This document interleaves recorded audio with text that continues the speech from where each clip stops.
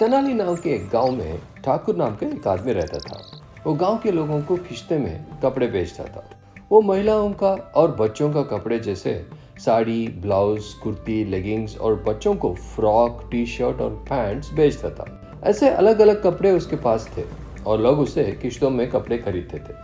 ठाकुर हर सुबह कपड़े लेकर घर घर जाके अपना दुकान रखता था।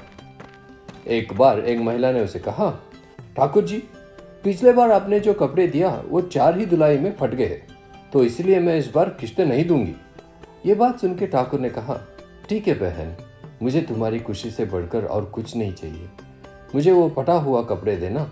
तो महिला उसे पूछी, कपड़ा है लेकिन उसका क्या करोगे? तो ठाकुर ने कहा, दो बहन, मुझे चाहिए।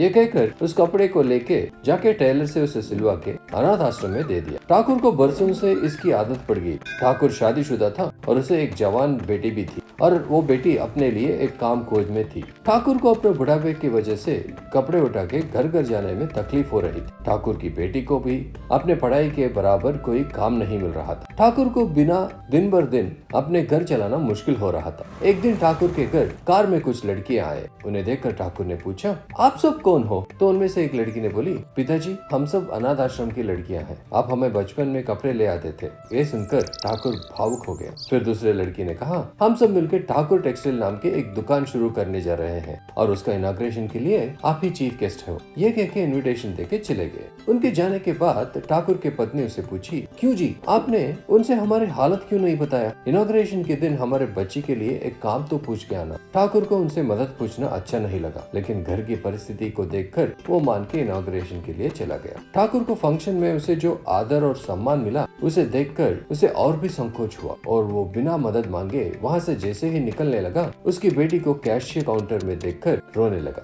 बच्चों, हम जब भी किसी से मदद लेते हैं तो उनका शुक्रगुजार रहना चाहिए और उनकी सहायता कभी नहीं भूलना चाहिए। जामनगर नाम के एक गांव में जावेद नाम का एक लड़का रहता था। जावेद को झूठ बोलने की बहुत बुरी आदत थी। हाई स्कूल पढ़ने वाला जावेद मौका मिलते ही परिस्थिति के अनुसार झूठ बोलने में माहिर था और इसी कारण पूरा गांव उसे झूठा जावेद के नाम से जानता था। एक दिन स्कूल में टीचर ने जावेद से पूछा, अरे ये क्या जावेद, आज भी तुमने होमवर्क नहीं किया है क्या? यह सुनकर जावेद ने कहा, सर, जैसे ही मैंने होमवर्क शुरू किया, अचानक एक सुंदर सी तितली हवा में उड़ती हुई आई और मेरे बुक पे बैठ गई।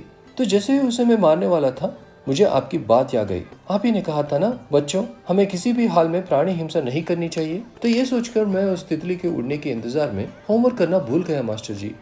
जावेद को झूठ बोलने के साथ साथ दूसरों को परेशान करने में भी बहुत मजा आता था। एक दिन जावेद गांव वालों को मजाक उड़ाने के लिए अपने चेहरे पर लाल रंग लगाकर चिल्लाते हुए गांव के अंदर दौड़ते आया।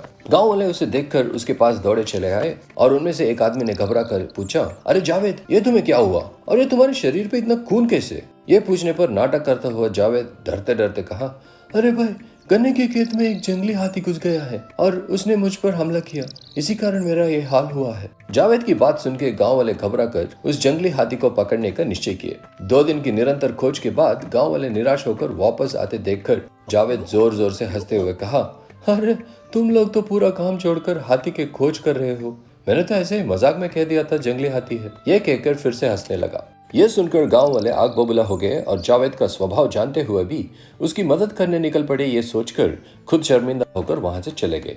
जावेद ऐसे ही कोई न कोई बहाना करके गांव वालों को अक्सर सताता था। ऐसे ही एक दिन स्कूल के बाद जावेद घर वापस लौट रहा था। बीच सड़क में उसे 4 लोग बात करते हुए दिखे।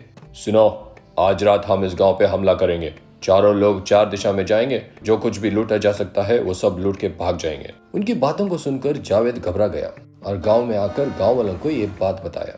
जावेद के लाख समझाने पर भी कोई उसकी बात मानने को तैयार नहीं था। जावेद इस बार फिर से कोई मजाक कर रहा होगा सोचकर सभी गांव वाले अपने अपने घर चले गए। उस रात वो 4 चोर गांव के अंदर घुस गए, लेकिन जावेद अपने घर की बत्ती बुझाकर पूरी तैयारी से उनके इंतजार में बैठा था। घर का मालिक सोता हुआ होगा सोचकर वो 4 चोर सबसे पहले जावेद के घर पे पहुंच गए। जैसे ही वो चोर जावेद के घर के अंदर कदम रखे, जावेद शोर मचाते हुए जोर से चिल्लाए, चोर चोर, कोई पकड़ो इन्हें। लेकिन गांव वाले उसकी पुकार को नजरअंदाज कर दिए और वो चोर जावेद का पूरा घर लूटकर भाग गए। अगले दिन जावेद के घर के पास भीड़ जमा हो गया और उनमें से एक गांव वाले ने कहा, देखा जावेद, तुझे तो झूठ बोलने की बुरी आदत थी, आज उसी आदत से तुम्हारा कितना नुकसान हुआ है। और उसी की वजह से कोई भी बुरे वक्त में तुम्हारा सहारा नहीं बन पाया। उस दिन से जावेद सच बोलने का निश्चय किया और झूठ बोलने की बुरी आदत को हमेशा के लिए अलविदा कह दिया। चोरों के बारे में शिकायत लिखवाया। 4 दिन के बाद वो 4 चोर पकड़े गए और जावेद को अपना सामान वापस मिल गया। उस दिन से जावेद सच बोलने का निश्चय किया और झूठ बोलने की बुरी आदत को हमेशा के लिए अलविदा कह दिया। बच्चों, अगर हम झूठ कहकर उसकी सहारा लेते हुए तो केवल उस परिस्थिति के लिए बच सकते हैं, लेकिन आगे चलकर एक दिन वही झूठ हमारी जिंदगी बर्बाद करके जोड़ती है। तो बच्चों, झूठ बोलना बुरी बात होती है। मानसवाड़ी नाम के एक गांव में सोना और रीना नाम के 2 सहेलियां थे। सोना स्वभाव से प्यारी, ममतावान और संयम वाली लड़की थी और रीना स्वभाव से गड़बड़ी थी और ईर्ष्या जताने वाली थी। दोनों उसी गांव के एक स्कूल में पढ़ते थे और वो एक दूसरे के अच्छे दोस्त भी थे। हर दिन वो दोनों साथ में स्कूल जाते थे और साथ में स्कूल से वापस भी आते थे। स्कूल के बाहर बच्चों के लिए तरह तरह के खाने के गाड़ियां होते थे और उस स्कूल के पास एक भिक्षुक भीख मांगता था। रीना स्कूल के बाद उस खाने के गाड़ियों के पास जाकर पैसे देके अपने मनपसंद की नाश्ता खरीदती थी, लेकिन सोना अपने नाश्ते के पैसे से कुछ खाना खरीद कर उस भिक्षुक को देती थी। इसे देखकर रीना सोना से कही, सोना, तुम्हें पैसे तुम्हारी मनपसंद नाश्ते के लिए मिलती है। तो बदले में सोना ने कहा, अरे रीना, हमें तो कैसे भी खाना मिल जाता है, लेकिन उस भिक्षुक को देखकर मुझे बहुत बुरा लगता है। यह सुनकर रीना ने कहा, मुझे तो ऐसे लोगों को देख के अजीब सा फीलिंग होता है। बिना नहाए बैठ जाते हैं और गंदा सा बदबू भी आता है उनसे। ऐसे ही रोज इनका दिनचर्या होता था। एक दिन सोना छुट्टी में थी तो रीना 2 खाने के डब्बे में अपनी मनपसंद दाल खिचड़ी ले आई और उसके बाद बाहर की गाड़ियों से नाश्ता भी खरीद ली। शाम को स्कूल के बाद वो उस नाश्ते को जैसे ही फेंकने वाली थी तो वो भिक्षुक अपना थाली आगे फैलाया तो रीना वो नाश्ते को उसकी थाली में फेंक के चली गई। इसके कुछ दिन बाद स्कूल से जाते जाते रास्ते में एक गड्ढे में गिर गई। परेशान होकर सोना चिल्लाने लगी, कोई मदद करो, मेरी दोस्त रीना गड्ढे में गिर गई है, प्लीज कोई मेरा मदद करो। ऐसे रास्ते में आने जाने वालों का हाथ जोड़ती रही पर कोई भी मदद के लिए नहीं आया। तो भिक्षुक सोना को रोते हुए देखकर घबराते हुए उसे पूछा, अरे बेटी, क्या हुआ? तो सोना बोली, भैया, मेरी दोस्त रीना इस गड्ढे में गिर गई है और कोई भी मदद नहीं कर रहा है। इसे सुनते ही वो भिक्षुक तुरंत सोचे बिना एकदम से गड्ढे में छलांग लगा के रीना को ऊपर ले आया। रीना को बेहोश देखकर भाग के उसे अस्पताल लेके गया।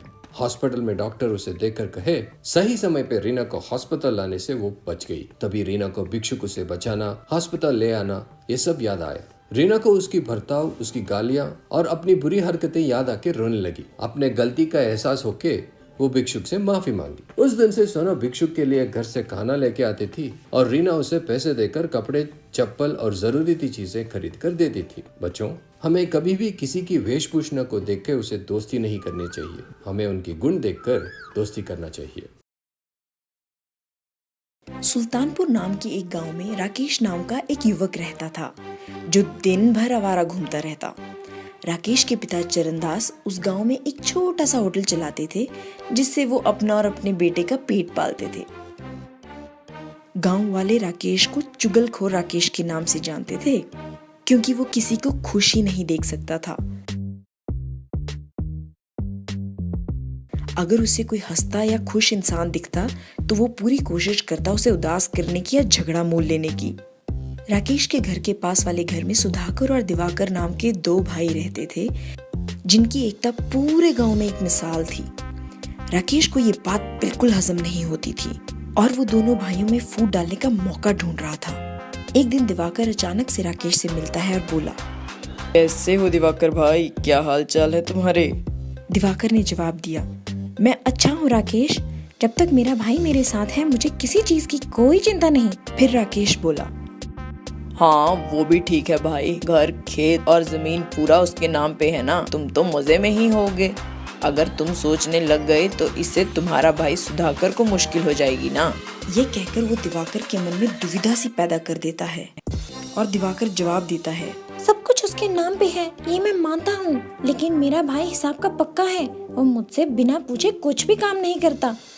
ये सुनकर राकेश को महसूस हुआ कि दिवाकर धीरे धीरे उसकी बातों में आ रहा है। तुझे हिसाब नहीं आता है इसीलिए तो तुम्हारा भाई सिर्फ तुम्हें हिसाब दिखाता है और कभी भी साथ नहीं ले जाता। ऐसा कहकर वो दिवाकर के मन में संदेह पैदा कर देता है। परिणाम स्वरूप दिवाकर अपने भाई सुधाकर से अपना आधा हिस्सा लेकर अपने गांव चला जाता है और इसी प्रकार राकेश पूरे गांव में अपनी चुगलखोरी से हलचल मचाकर रखता था और उनकी जिंदगी से खिलवाड़ करता था। और ऐसे में एक दिन राकेश के पिता चरणदास का देहांत हो जाता है और होटल की सारी जिम्मेवारी राकेश को उठानी पड़ जाती है। होटल पर कर्जा होने के कारण उस कर्ज की जिम्मेवारी भी राकेश पर आन पड़ती है। कर्जा चुकाने और होटल की मरम्मत कराने के लिए राकेश बैंक से लोन उठाता है। कागजी कार्रवाई के लिए बैंक का अधिकारी भेस बदलकर होटल में आता है। यहाँ चरणदास कौन है भाई? राकेश अधिकारी को कर्जदार समझकर अपने और अपने पिताजी के बारे में, होटल के बारे में बुरा भला कहकर वहां से भगा देता है। राकेश अपनी इस करतूत पर बहुत घमंड करते हुए सोचता है, अच्छा बेवकूफ बनाया। लेकिन काफी दिन बाद भी लोन की अर्जी डालने के बाद उसे कोई भी बैंक से संपर्क नहीं करता। इसीलिए वो खुद बैंक जाकर अधिकारी से पूछता है, श्रीमान, मैंने यहाँ अर्जी दी थी लेकिन अभी तक कोई जानकारी नहीं आई लोन की। क्या आप मुझे थोड़ा बताएंगे इस बारे में? ये लीजिए लोन की अर्जी। सभी कागजात को अच्छे से देखकर अधिकारी बोलता है, अरे भाई, तुम्हारे लोन की अर्जी की जांच के लिए तुम्हारे होटल आए थे और वहाँ पे किसी ने तुम्हारे और तुम्हारे होटल के बारे में बहुत गलत चलत बातें की हैं, इसलिए तुम्हारा लोन पास ही नहीं हुआ। होटल पे आए अधिकारी को उधर देखकर राकेश को अपनी गलती का एहसास होता है कि दूसरों का मजाक उड़ाने के चक्कर में और चुगली करने के चक्कर में वो इतना मशरूफ था कि अधिकारी को पहचान ही नहीं पाया। उस दिन उसे यह समझ आया कि जो भी दूसरों की खुशी छीन कर आनंद लेता है, भगवान उसकी खुशियों को भी छीन ही लेता है। अगर किसी की मदद नहीं कर सकते तो कोई बात नहीं, लेकिन किसी का नुकसान भी नहीं करना चाहिए। यादगिर नाम के गांव में नारायण नाम का एक व्यक्ति रहता था। उसकी बीवी का नाम रुक्कू था।